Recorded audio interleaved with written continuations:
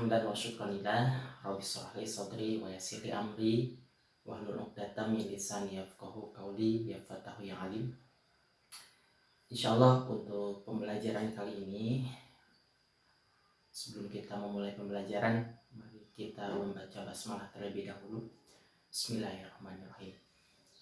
Insyaallah untuk pembelajaran kali ini kita akan meneruskan materi yang kemarin, yaitu tentang dasar-dasar fotografi. Sudah kita ketahui bahwa dasar-dasar fotografi itu khusus untuk mengenal tentang ilmu fotografi ada 5. Yang pertama yaitu mengenai tentang kamera.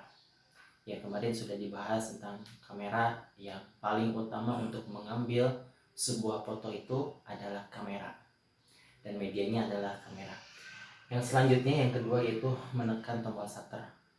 Ya, ketika sudah ada kamera, maka cara yang kedua untuk mengambil gambar yaitu menekan tombol shutter. Yang ketiga yaitu mengatur kefokusan. Nah, untuk menghasilkan gambar yang bagus, maka seorang fotografer harus bisa menentukan kefokusan supaya gambar itu bagus. Yang keempat yaitu mengenal lensa. Ya, jadi ketika fotografer atau orang yang akan mengambil sebuah foto, dia itu harus mengenal dulu yang namanya lensa, supaya titik kefokusan dan bidang pandangan gambar yang diambil itu bisa sesuai dengan keinginan dan sesuai dengan ilmu tentang fotografi. Yang selanjutnya, yang kelima, yaitu mengatur exposure atau pencahayaan. Nah, ini yang sangat urgen pada dasar-dasar desain, dasar-dasar untuk ilmu fotografi khususnya, dan ini menyangkut umumnya pada pembelajaran desain grafis percetakan. Insyaallah untuk materi selanjutnya yaitu mengenal tentang fotografi. Namun untuk yang poin kedua yaitu mengenai tentang teknik mengambil foto yang bagus. Nah, kalau kemarin sudah belajar tentang dasar-dasar tentang fotografi, sekarang bagaimana teknik menghasilkan foto yang bagus. Nah, di sini ada 4 faktor yang perlu diketahui dalam memahami tentang teknik menghasilkan foto yang bagus. Yang pertama yaitu tentang faktor pencahayaan. Ya, sudah dijelaskan kemarin ya tentang exposure di sini.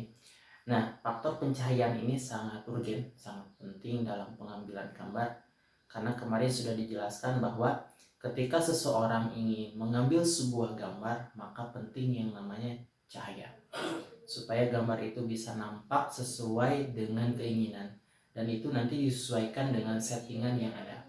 Maka ketika faktor pencahayaan tidak teratur, secara otomatis gambar pun tidak akan bagus. Ya, lebih baik kita mengambil dan menyeting gambar-gambar yang sekiranya dapat diakses.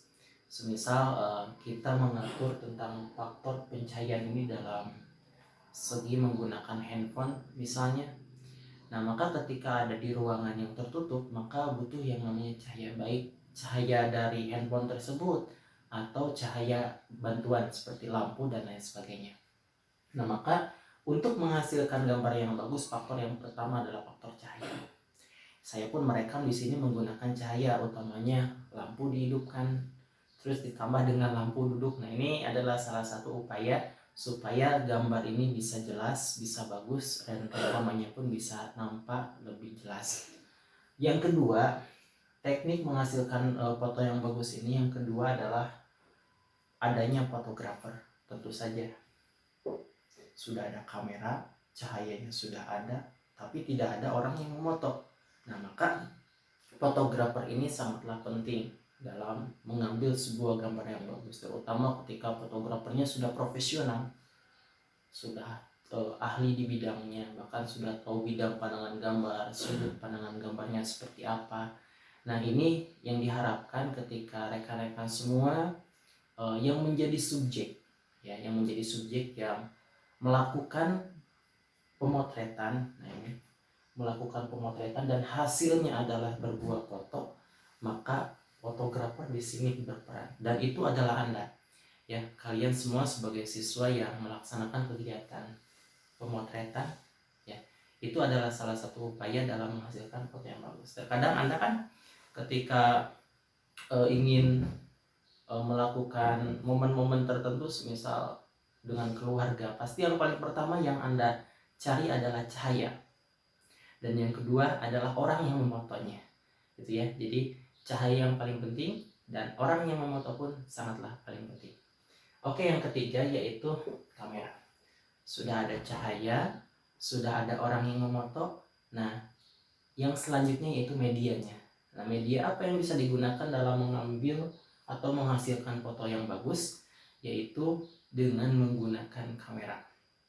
Tentunya kamera sebagai media, sebagai alat untuk mengambil sebuah gambar. Nah, maka kamera adalah faktor yang paling utama. Itu ya. Sudah 3 ya.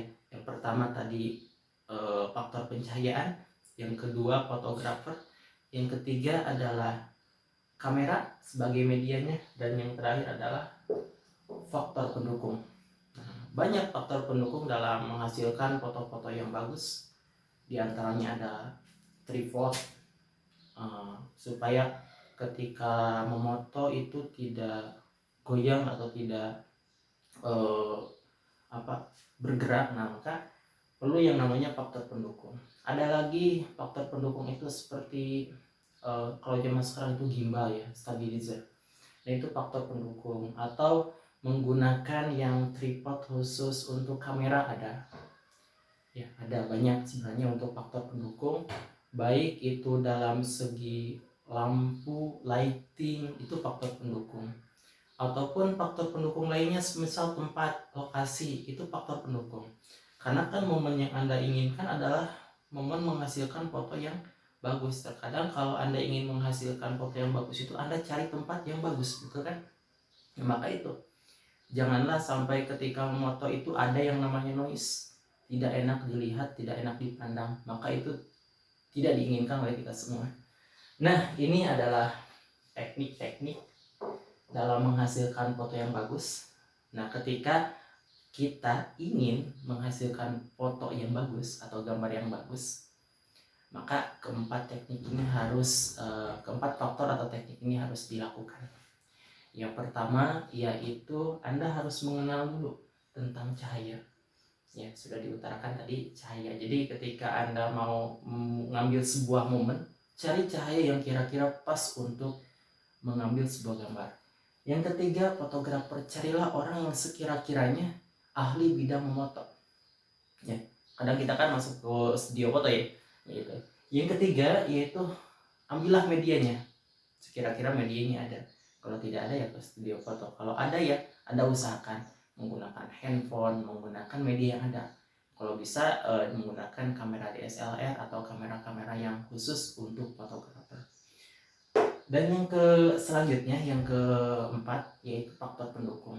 Jadi ketiga ini memang paling penting, namun faktor pendukung hanya tambahan saja. Ya, hanya tambahan saja. Ketika Anda kesulitan mengambil gambar, ingin momen dengan keluarkan, bisa menggunakan dengan tripod. Toh saya ini mengambil gambar menggunakan dengan tripod ya. Ini faktor pendukungnya ada tripod, terus lampu, terus ini alat recording. Ini adalah salah satu faktor pendukung supaya gambar yang kita hasilkan itu bagus, atau video yang kita hasilkan itu bagus. Faktor pencahayaan ada lampu, faktor audio ada rekaman atau ini mikrofon, faktor supaya gambarnya tetap diam tidak bergoyang-goyang ada tripod. Nah, itu diantaranya faktor pendukung yang bisa kita implementasikan dalam kehidupan sehari-hari, tergantung Anda ya. Terkadang kan kalau Anda jarang ya meminta foto, tapi lebih suka Anda itu foto sendiri, kan? Ya, terkadang kita bentar-bentar cekrek sambil selfie, bentar-bentar cekrek selfie. Nah, itu bolehlah. Anda sudah tahu tentang cahaya, karena Anda berfoto dalam keadaan selfie pun itu pasti mencari cahaya yang bagus. Yang kedua, fotografer, Anda sudah tahu mengenai tentang selfie. Ya, kalau selfie itu kan biasanya hanya bidang pandangan gambarnya big shoot atau medium shoot gitu ya, atau big shoot. Jarang Anda menggunakan extreme close up ya, jarang, atau close up jarang, tapi biasanya medium shoot. Terus kameranya sudah ada pasti ketika Anda selfie. kameranya pun ada, pasti handphone. Nah, yang terpenting kan ini yang sering orang lakukan ketika memoto menggunakan dalam kegiatan sehari-hari nih, dalam momen Anda biasanya menggunakan yang namanya tongsis. Nah, tongsis ini adalah salah satu media pendukung yang bisa diimplementasikan dalam mengambil sebuah momen, mengambil sebuah kejadian yang sekira-kiranya menjadi sebuah kenangan. Nah, itu ya. Maka dari itu penting untuk menghasilkan gambar yang bagus. Seperti itu ya. Oke, mudah-mudahan dapat dipahami. Ini yang bisa saya sampaikan mengenai mengenal tentang ilmu fotografi. Kemarin sudah dasar-dasarnya, sekarang teknik menghasilkan gambar yang bagus, dan insya Allah di hari esok kita akan mengenal tentang elemen-elemen atau komposisi dalam foto. Terima kasih. Wabillahi taufiq wal hidayah. Wassalamualaikum warahmatullahi wabarakatuh.